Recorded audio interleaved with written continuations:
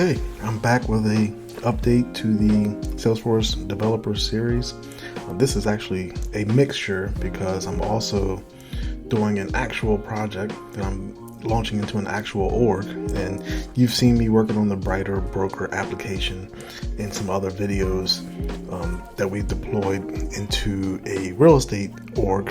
But here I'm going to actually do a bulk Apex call out in Salesforce, and I'm also going to do some other updates that are pretty cool. So it's going to be a little longer video, so let's go ahead and jump into it.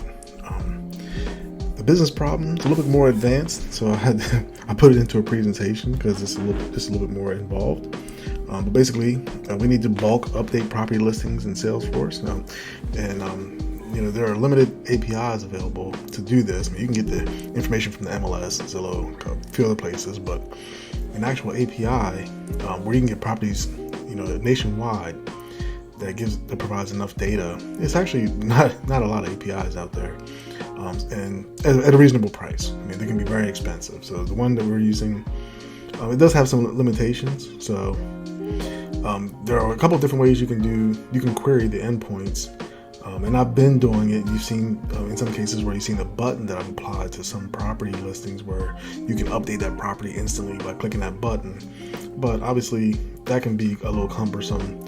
It's good for one-off situations. If somebody contacts you about a property, you can update that property listing and get current information on it. But on a daily basis, you don't want to be updating dozens of properties potentially. So we're just going to do a bulk requests. The endpoint it gets searched by zip code, and that's the basic way that it gets done. So to handle that, we created a zip code object in Salesforce, and we added a batch date on there so we can kind of control how often it runs. And we also added an active button, so there's a checkbox to check whether we want that zip code to get ran for that particular day. And the queries are going to run and check for properties that have not been updated in the past 24 hours or so. So sorry for the noise, but somebody's riding past with a motorcycle. It's kind of loud, and we have our windows open. So the user story: as a real estate professional, I would like the properties in our system to update regularly with more data to be used in our predictive models. And if you watched the last video, you saw how we did. We use Einstein Prediction Builder to build a estimated sales price that we're still, which is still evolving, but we're going to keep adding data to it and improve that sales price value. And we're going to do some other predictions as well, like likelihood to sell and some other things. So, and likelihood to close for some opportunities. We might stick some rental information in here and look at some rental applicants. So a lot of different things we plan on doing with machine learning. But to do that, to get there, we have to get data in here. So which is why I'm doing this. The acceptance criteria is that the system will update existing properties in the CRM as well as post new properties as they become available. The solution: so we set up a zip code object, custom object. We're creating a schedulable class. We're also creating a call out, which is kind of inferred. We have a helper class. We also had to build a JSON to Apex class to handle the conversion between JSON and Apex. And we're going to query properties multiple times a day and update as needed. Check for existing properties to update and create new ones as needed. And we also created a flow trigger to prevent duplicate zip codes, because I realized that I almost did that. I almost built a zip code twice, just not remembering that I had already done it. So we want to make sure that the zip codes are unique, so that nothing crazy will go on with the queries. So, all right, so let's go take a look at the code real quick. I'll walk through it quickly. We have here the main call out class, and I didn't do a batchable because we don't have enough data. I mean, there are some limitations with the endpoint. You can only query you can only send 2 queries per second. You can only request one zip code at a time, and it's really not that much. Not that much data at the moment. When we get to the point where we're querying thousands of records, and we're going to need to paginate them into the system, at some point we may get there, but it's going to be based on the the endpoint and the server at the API and how they want us to throttle, and most likely that information will come in an asynchronous fashion. So basically, we'll send a request, and we'll have to handle the response as it comes, and then it'll be it'll be processed in batches. But right now, we're just doing a simple update. These are probably a few hundred properties per request at the most. So we're going to keep it simple, and I'm going to get this deployed into production by tomorrow or Tuesday. So like I said, this is just a call out. The response gets handled by the conversion class, and if you've done any JSON to Apex, you've seen how you put the JSON file in here, and you get the JSON file into the converter, which is hosted on a Heroku site, and then you get back the Apex. You might have to make some modifications to it. I changed the name. And then I made some other small modifications. We had an integer value that should have been a long value, which was causing some problems. But for the most part, it works pretty seamlessly. And that app also provides you with a test class just for this. It doesn't provide a test class for the callouts, so you still have to build that, which I've already done. So let's go ahead and look at the scheduler. Now the scheduler is going to be a little bit. I added some logic to the scheduler because I wanted to look for properties that haven't been updated during the current day, which is today. So if it's been updated already, then we don't need to update that property. But if new properties have been added for that zip code, and that process runs again for that same zip code, then it'll run again and update that zip code. And we also want to only look at active properties. And like I said, I just put that checkbox on there just to control whether we want that run or not, because it might be a dormant zip code we don't even want to deal with anymore. Then we'll just turn off that zip code, and that way you don't have to update the code. The code runs dynamically. It'll run for all the zip codes, and it'll throttle because it's sending out future calls. So basically, it will throttle the request at the endpoint. So the endpoint won't get more than it can handle, and we won't send more than we're allowed to. Here is the handler. Now this is the most complex part of it. This is where we first we get these Zillow IDs and put them in a set.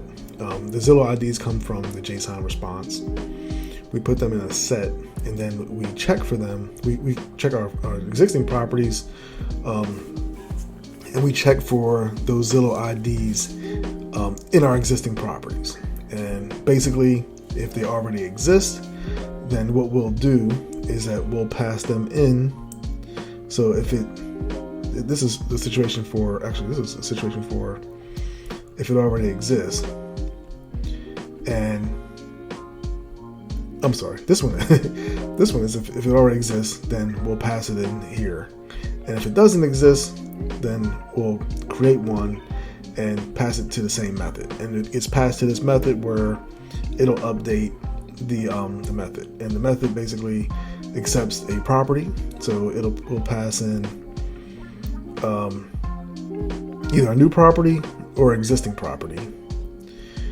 And we'll pass in the JSON converter object along with the JSON, and we'll pass in the index, so integer I. So I should have called it index, but I just called it I because everybody knows what I is. I or J, right? You know what that is.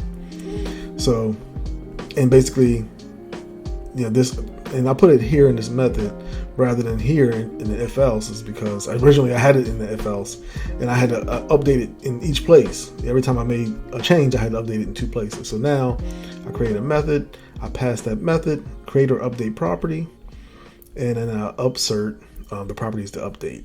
And basically it's an upsert because in some cases they're new properties, in some cases they are existing.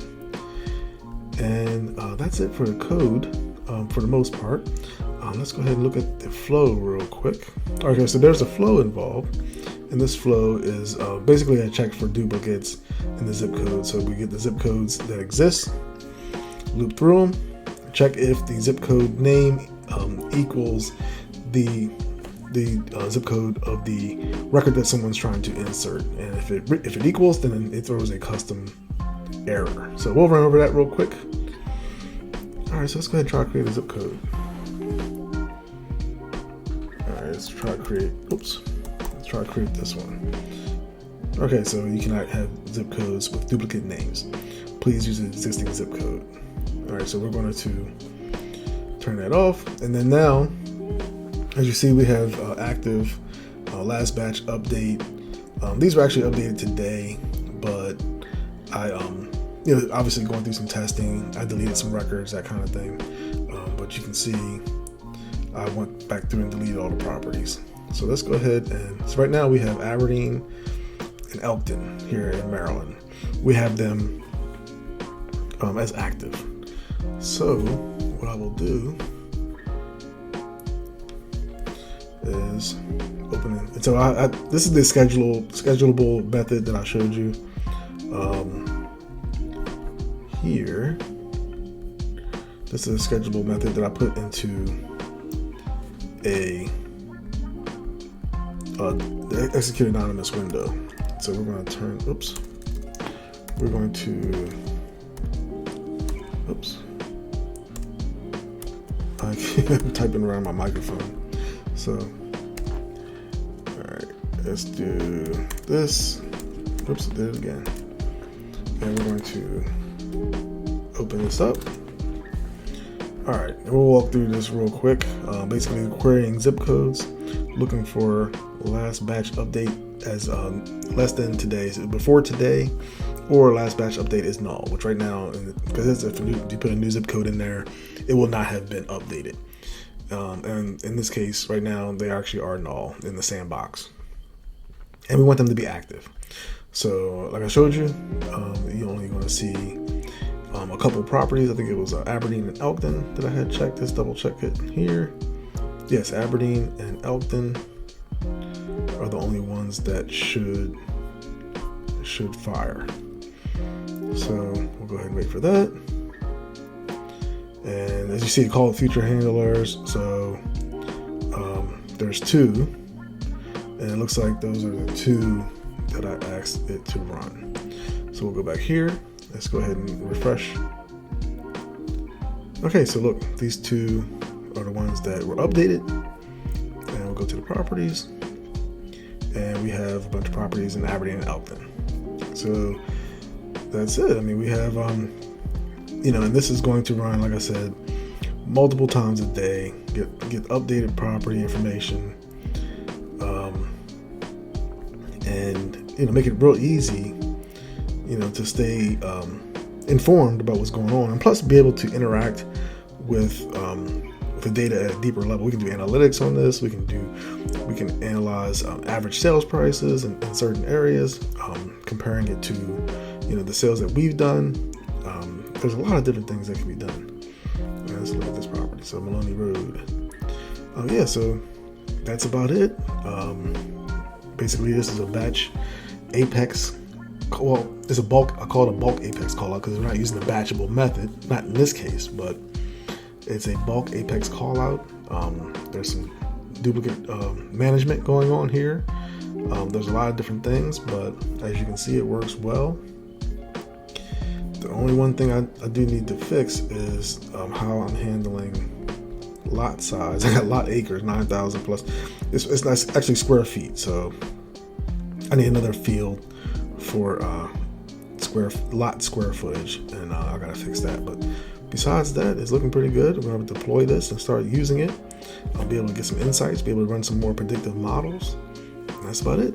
Thanks a lot for sticking with me this whole long video, and see you next time. Thanks a lot. Bye.